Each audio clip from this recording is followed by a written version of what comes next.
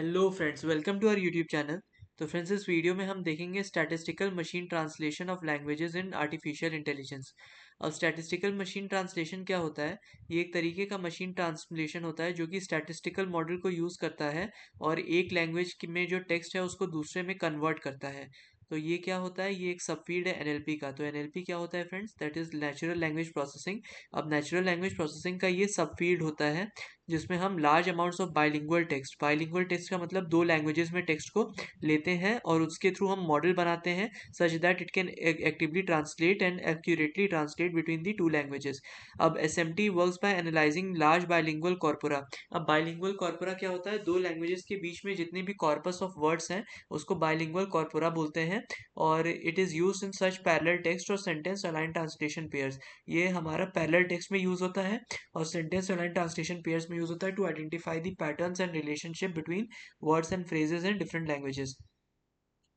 अब these patterns are then use to build the probabilistic models. इन patterns जो हमने आइडेंटिफाई किए हैं उसके थ्रू हम प्रोबेबिलिस्टिक मॉडल बनाते हैं। जैसे एक नेव बायस मॉडल होता है which can be use to generate translation for the new sentences और डॉक्यूमेंट्स, जिसके थ्रू हम जनरेट करते हैं translation for the new sentences और डॉक्यूमेंट्स। तो हर डिफरेंट वर्ड जो कि बाइलिंगुअल कॉर्पोरा में है उसके करस्पॉन्डिंग हम एक पैटर्न बनाते हैं और उस पैटर्न को देखते हैं कि कैसे हमारा एक लैंग्वेज में दूसरे लैंग्वेज में कन्वर्ट हो पाएगा। तो one of the key advantages of SMT is its ability to handle wide range of language pairs. तो लैंग्वेज पेयर्स मतलब दो डिफरेंट लैंग्वेजेस का कलेक्शन, इनके कई सारे रेंज को ये एसएमटी कवर करता है। एंड आज translation task from the simple phrase based translation to more complex neural machine translation. और इसका जो ट्रांसलेशन टास्क होता है ये सिंपल फेस बेस्ड ट्रांसलेशन से लेके complex neural machine learning translation तक यूज होता है। अब SMT has been viewed widely in case of the applications including local language localization for software and websites. अब जो एस होता है फ्रेंड्स, ये यूज़ होता है वाइड रेंज में एप्लीकेशंस में, जिसमें लैंग्वेज लोकलाइजेशन हम यूज़ करते हैं और सॉफ्टवेयर एंड वेबसाइट्स के लिए यूज़ करता है।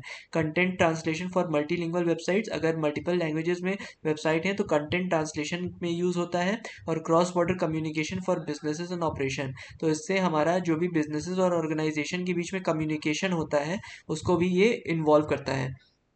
तो statistical machine translation is a type of a statistical model translation which is use to translate text from one language to the another.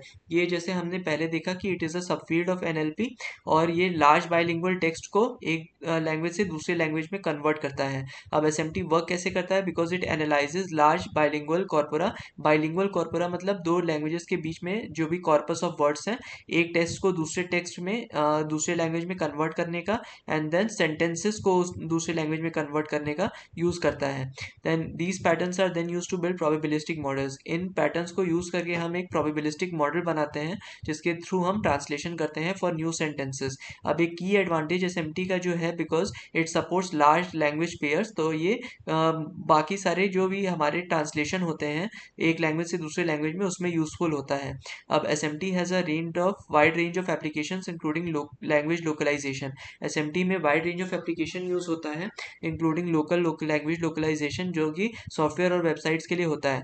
तो ये हमारा क्रॉस बॉर्डर कम्युनिकेशन में भी हेल्प करता है। कि कैसे हम डिराइव कर सकते हैं ब्रेथ फर्स्ट सर्च को यूनिफॉर्म कॉस्ट सर्च से। तो कॉस्ट फंक्शन जो बीएफएस में होता है that is C X dash equals to C X plus one, जबकि जो cost function UCS uniform cost search में होता है that is C X dash equals to C X plus D of X comma X dash. तो D of X comma X dash का मतलब कि जो भी हमारा पाथ एक्स और एक्स डैश के बीच में है या जो भी कनेक्टेड नोड है हमारे इन दोनों के बीच में जो ट्रांजिशन होगा उसकी कितनी वेट है उसको हम D X comma X dash से डिनोट करते हैं।